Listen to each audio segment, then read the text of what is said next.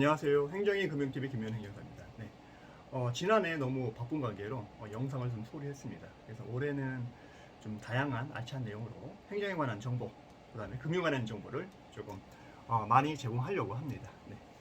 오늘은 그 첫 순서로서 유사투자 자문업자의 유의사항에 관한 부분들을 좀 설명을 드리려고 합니다. 네. 유사투자 자문업에 관한 규정은요, 자본시장법에 규정이 되어 있습니다. 그래서 뭐라고 규정이 되어 있냐면, 유사투자 자문, 죄송합니다. 투자 자문업자 외의자가, 그러니까 투자 자문업자가 있고 유사투자 자문업자가 있습니다. 좀 다릅니다. 그건 뒤에 설명을 드릴 거고요. 네. 그래서 투자 자문업자 외의자가 불특정 다수인을 대상으로 해서 발행, 송신되는 간행물이나 출판물, 통신물, 방송을 통해서 일정한 대가를 받고 투자 조언을 하는 거라고 이제 보시면 될 것 같습니다. 다만 여기에서 1대1 투자는 금지되어 있다는 부분들을 좀 분명히 아셔야 됩니다. 그것도 뒷부분 좀 설명을 드릴게요. 그래서 뭐 예를 들면 문자 메시지라든가 ARS라든가 이런 걸 해서 주식 정보를 이제 준다든가, 그다음에 출판물을 이제 판매를 한다든가, 아니면 방송을 한다든가, 이런 식으로 해서 이제 그 관련된 투자 정보를 제공하는 방법으로 한다고 생각하시면 될 것 같습니다. 그래서 이제 이렇게 유사 투자 자문업을 이제 하고자 하시는 분들은 금융감독원에 이제 신고를 하셔야 됩니다. 그래서 관련 법이 이제 101조에 규정이 되어 있고요. 그래서 보통 이제 이런 사업을 하시는 분들이 이제 금융감독원에 신고라든가 인허가를 하실 때 저희처럼 인허가 전문 행정사들한테 많은 이제 대응을 맡기시거든요. 그래서 이런 이제 관련된 어떤 인허가 부분에 대해서 차후에 궁금하신 분들은 저희한테 연락을 주시면 그런 부분을 말씀을 드리도록 하겠습니다. 그러면 이번에 이제 유사 투자 자문업자가 이제 하지 말아야 되냐, 만약에 이러한 거를 이제 신고를 해서 이제 사업을 하시잖아요. 사업을 하셨을 때 하지 말아야 될 사항에 대해서 조금 몇 가지 좀 설명을 드리도록 하겠습니다. 네. 고객과 첫 번째로 고객과 개별적으로 접촉을 해서 투자 상담을 해서는 안 됩니다. 이게 이제 법 17조에 규정이 되어 있거든요. 미등록 영업행위 금지라고 규정이 되어 있습니다. 그래서 VIP 뭐 특별 뭐 채팅방이라든가 이런 거에서 리딩방 또는 온라인 실시 방송을 통해서 특정 종목 주식의 매매를 추천하는 등 개별 상담을 진행하는 이런 행위는 미등록 투자 자문으로서 금지를 하도록 법에 규정이 되어 있습니다. 그래서 이런 부분들을 아셔야 되고요. 두 번째로는 자문 제공 전에 해당 금융상품을 매매하셔서는 안 됩니다. 그것도 관련법 이제 98조에 불건전 영업행위 금지라는 규정이 되어 있습니다. 그래서 투자자에게 자문을 제공하기 전에 해당 금융상품을 매매하는 행위는 선행 매매로 이제 금지가 되어 있거든요. 선행 매매로서 금지가 되어 있다. 그래서 좀 알고 계셔야 돼서, 만약에 이렇게 그 미리 특정 종목의 주식을 이제 매수해서 이제 보유를 하시잖아요. 이런 것들을 보유 사실을 이제 표시하지 않은 채 투자자에게 해당 주식의 매수를 이제 추천하는 경우에는 부정거래 행위로 형사처벌 대상이 된다. 이렇게 보시면 될 것 같습니다. 네.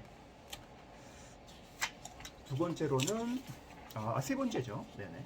그 다음에 세 번째로는 객관적인 근거 없는 거짓 광고로서 소비자를 유인해서는 안 됩니다. 이건 뭐 어떤 금융상품이나 마찬가지죠.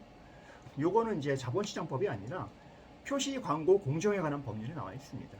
표시광고 공정의 법률에 부당한 표시광고 행위의 금지라고 되어 있습니다. 그래서 과거 추천 종목 중 이익이 발생한 종목에 수익률만 제시를 하거나 객관적인 근거가 뒷받침되지 않는 그러한 내용을 광고를 해서 소비자를 유인하는 행위는 이제 금지되어 있다.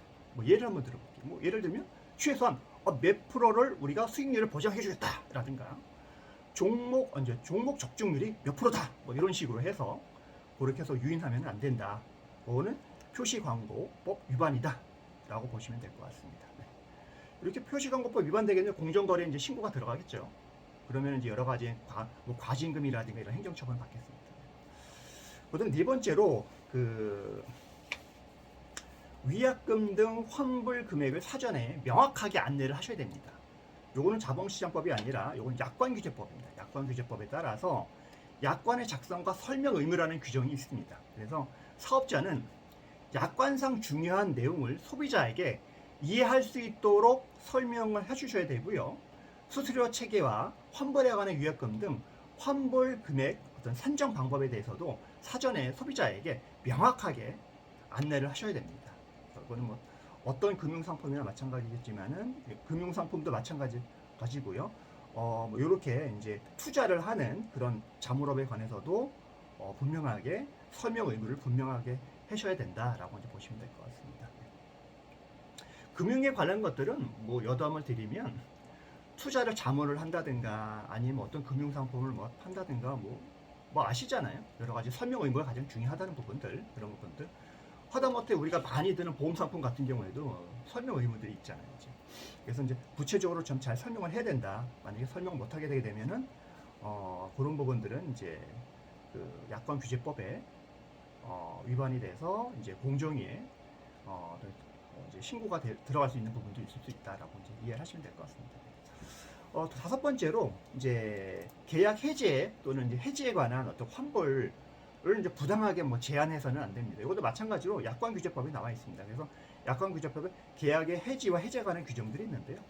사업자는 소비자에게 계약의 해지라든가 해제에 대해서 부당하게 환불을 제한을 하거나 환불에 대해서 이의 제기를 제한해서는 안 된다라고 규정이 되어 있어요. 그래서 요거를 위반하게 되게 되면은 요거를 이제 위반을 해서 위약금을 뭐 과다하게 뭐 청구를 한다든가 대금 환급을 이제 거부하는 행위는 이제 금지되어 있다. 그래서 이런 행위들도 위반을 하시게 되면 이제 공정위에 이제 제소가 들어갈 수 있다라고 보시면 될 것 같습니다. 네. 이렇게 이런 5가지 내용을 좀 유의를 해서 이제 유사 투자 자문업을 하실 때 주의를 해서 이런 부분들이 이제 고발 고소가 들어가거나 아니면은 민원이 들어가서 행정 제재를 받든 어떤 형사 처벌을 받든 이런 부분들은 일어나지 않도록 조금 하셔야 될 것 같고요. 죄송합니다. 그래서 이제 그 자본시장법에 나와 있는 여러 가지 이제 행위를 하기 위해서는 아까 말씀드린 것처럼 신고나 아니면 등록이나 이런 거를 좀 하셔야 됩니다. 그래서 또 중요한 법 규정을 좀 몇 개를 말씀드리면 아까 말씀드린 것처럼 유사 투자 자문업 같은 경우에는 제가 아까 말씀드린 것 신고를 하셔야 된다고 말씀을 드렸습니다. 그래서 법에 보면은 만약에 이제 신고를 안 하면 어떻게 되느냐? 신고를 안 하게 되게 되면은 1년 이하 징역, 3천만 원 이하 벌금에 처한다고 이제 법에 이제 벌칙 규정이 있습니다.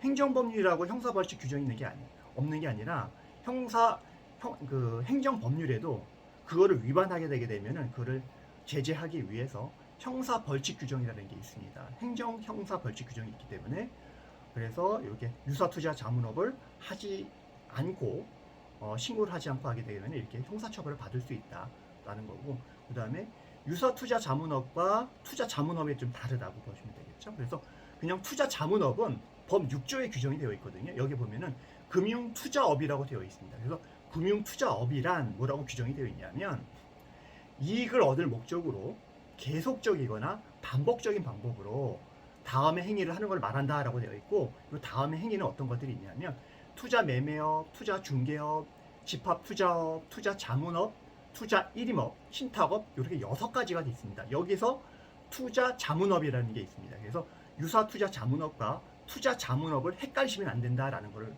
제가 말씀드리고 싶어서 한 거고요. 만약에 유사 투자 자문업자가 투자 자문업자의 일을 하시게 되게 되면 그것도 마찬가지로 형사처벌을 받을 수 있다라고 보시면 될 것 같고, 요거는 좀 셉니다. 그래서 3년 이하의 징역, 1억 원 이하의 벌금이라고 법에 규정이 되어 있어요. 그래서 이 부분을 조금 잘 기억을 하셔야 될 것 같고, 그래서 만약에 투자 자문업을 하시고 싶다라고 하게 되면 이 부분은 법에 보시면 금융위원회에 등록을 하도록 되어 있습니다.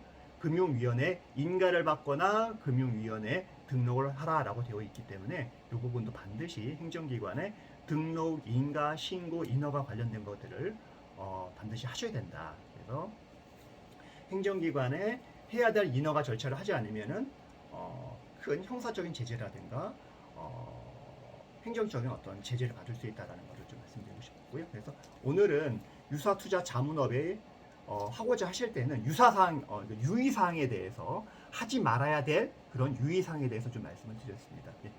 오늘 올해 제가 이제 첫 영상을 이제 유사투자 자문업에 대해서 영상을 찍었는데 앞으로도 행정에 관한 정보라든가 금융에 관한 정보, 그래서 다양하게 제공하도록 하겠습니다. 네. 마지막으로 좋아요, 구독은 저에게 큰 힘이 됩니다. 부탁드립니다. 네. 감사합니다.